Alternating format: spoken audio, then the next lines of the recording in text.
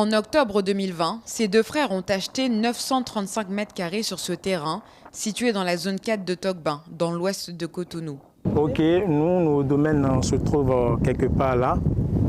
Mais depuis un décret publié en novembre 2021, ces parcelles sont redevenues la propriété de l'État béninois. Ça fait très mal. Pourquoi ne pas nous conformer?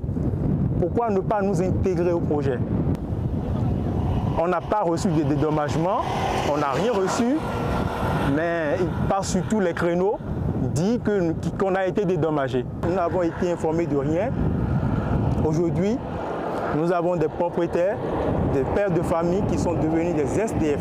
L'État propose aux propriétaires de les dédommager, mais 5 à 10 fois moins que le prix de leur maison.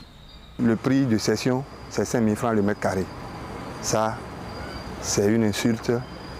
C'est que nous, aujourd'hui, pour eux, nous ne sommes pas des êtres vivants, nous ne sommes pas des humains. On veut notre parcelle ou bien qu'on s'asseye.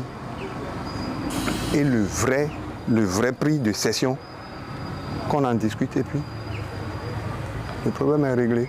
Selon Maître Sadikou Ayoalou, l'avocat du collectif, ce qui se passe est contraire à la Constitution puisqu'il ne s'agit pas d'utilité publique. On vous parle de construction de maisons de luxe, c'est-à-dire qu'en considérant que mes clients sont de pauvres types qui ne peuvent pas financer ce genre de construction, on leur prend leur maison à eux ou leur terrain à eux pour les vendre à d'autres. Et sans leur accord, c'est une confiscation. Ils n'ont commis aucun crime. L'ANDF, l'Agence nationale du domaine et du foncier, en charge du dédommagement, n'a pas répondu aux sollicitations de TV5.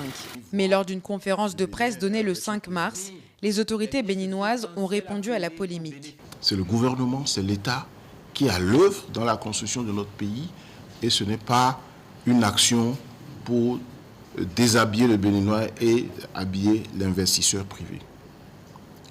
Le programme va continuer. Nous sommes ouverts à tous ceux qui, même ceux qui ont contesté la démarche injustement jusqu'à présent, nous sommes disposés à les recevoir. Selon les autorités, sur les 1117 propriétaires concernés, une centaine n'auraient ni titre foncier, ni permis de construire. Une accusation que rejettent les principaux ciblés.